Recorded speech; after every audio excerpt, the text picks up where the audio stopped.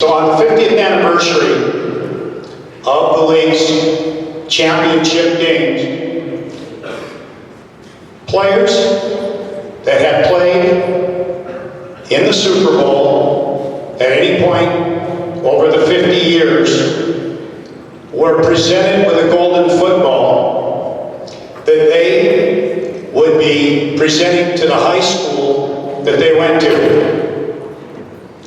So undoubtedly, if I'm holding on to a gold football, that must mean Shelton High School, at some point past 50 years, had a player in the NFL that played in the Super Bowl.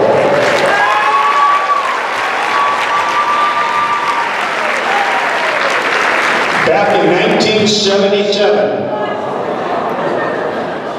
that wasn't the year they played in the Super Bowl. That was the year they attended Shelton High School. Up on the screen, Raul Allegre came to Shelton at the start of the 1977 school year as an exchange student. While he was here, he had the opportunity to learn how to place kick. You got to keep in mind, he'd been a soccer player. In Mexico, the ball was round. This ball's a little different in shape, more challenging to kick.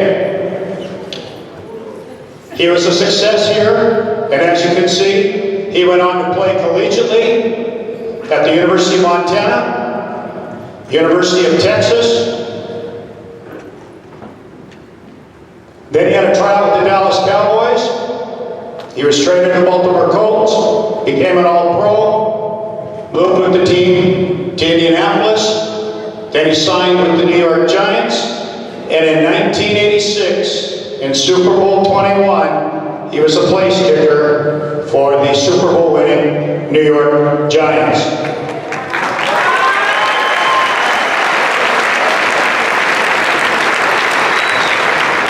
Raul had hoped to be able to be in attendance tonight, but due to some scheduling conflicts, he wasn't able to make it up here. He lives down in Texas.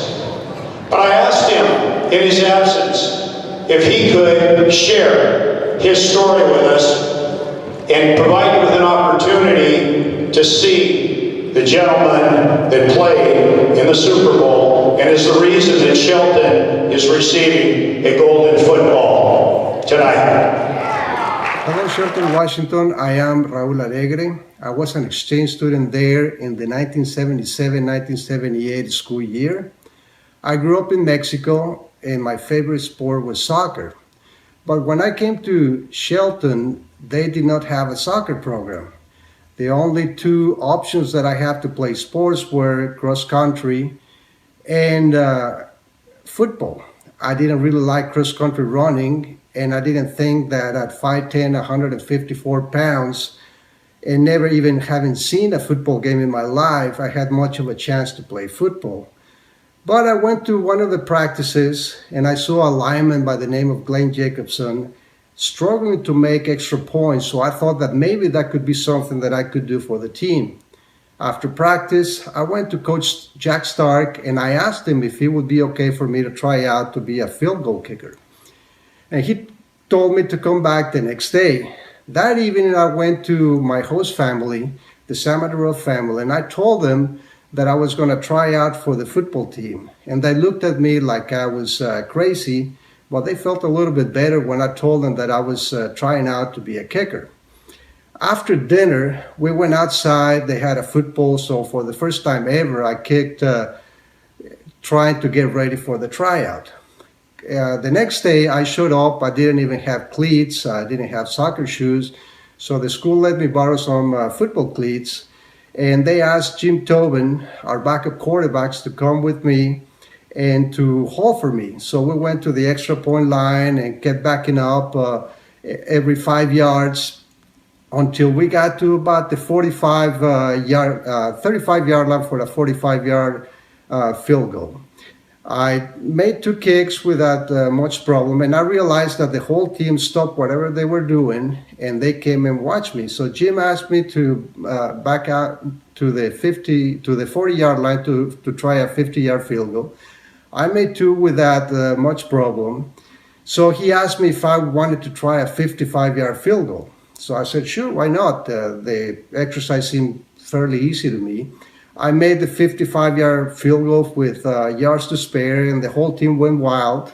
Coach Starr told me that I could definitely be the field goal kicker for the team. And then somebody told me that I had done something that was very difficult to do, that even the pros had a hard time accomplishing it. And that was to kick a 55-yard or longer field goal. And that played a very important part in my life, and I will explain it later on in this video. The team didn't try very many extra points. I only attempted 9, made all of them. 3 field goals, made 2. And I really didn't kick much until after the weather cleared out in late April. So I went out and started kicking on my own. At that time, I was able to make field goals from 65 yards out. And Coach Stark decided to make video. So he made the video and he sent it to several coaches that were his friends. And I got a scholarship to play football for the University of Montana, where I was for 2 years. After 2 years, I transferred because the University of Montana did not have a school of engineering. I've always wanted to be a civil engineer. So I transferred to the University of Texas. I had to sit out a year, play 2 years on 2 very good football teams. In 1981, we were number 2 in the nation. My career was okay, not statistically not very good, but I made the clutch field goals at the end, and that earned me a tryout with the Dallas Cowboys, who, as you know, were America's team, still are, perhaps not as good as before. And I had a good camp. They traded me to the Baltimore Colts. I was able to play for the Colts, made 30 or 35-yard field goals. I was named All-Pro in some publications.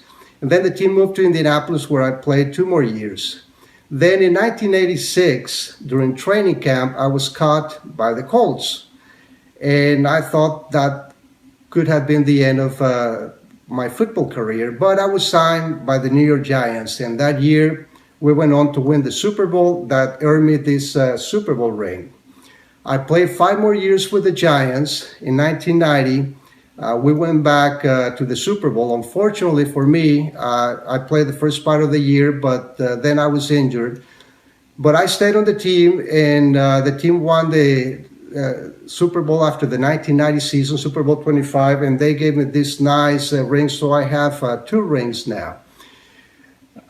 Shortly after that, I retired. I decided to get an MBA. During the course of the MBA program, I had the opportunity to do a football show in Spanish for NFL Films, which opened the door to what I do now, which is football broadcasting. I work now for ESPN, for ESPN Deportes, ESPN International. I'm a football analyst, and the reason why I'm here right now is because this year, the 2015 season marked the 50th anniversary of the Super Bowl, the golden anniversary. And the NFL decided to award golden footballs, commemorative footballs, to the high schools whose players had played in the Super Bowl. And I, with a lot of pride, designated Shelton, Washington. I hope that you get 3 things from this presentation. Number 1 is that you never know when the opportunity that is going to change your life is going to present itself. And I hope that when it does, you're ready for it. Number 2, don't let anybody put negative thoughts in your head. When that person told me that a field goal was very difficult to do from 50 yards out or farther, I could never make another field goal during that season. So a negative thought has something to do with the way you do in life. And finally, when something bad happens, like getting cut from the Colts, is really perhaps the beginning of something that is going to become better. So I wish very much that I could have been there. I live in Texas. It's very difficult to get to the state of Washington, but I am very proud to be a high climber, and I'm very proud to award this football to Shelton High School.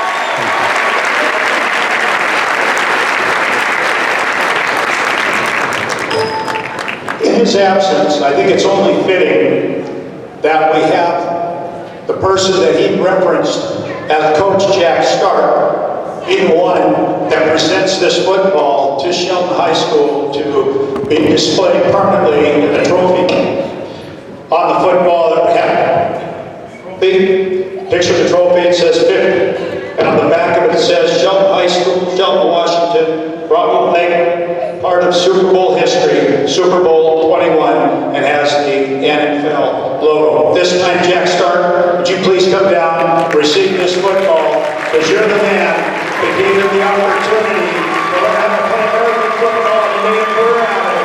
Congratulations, nice job.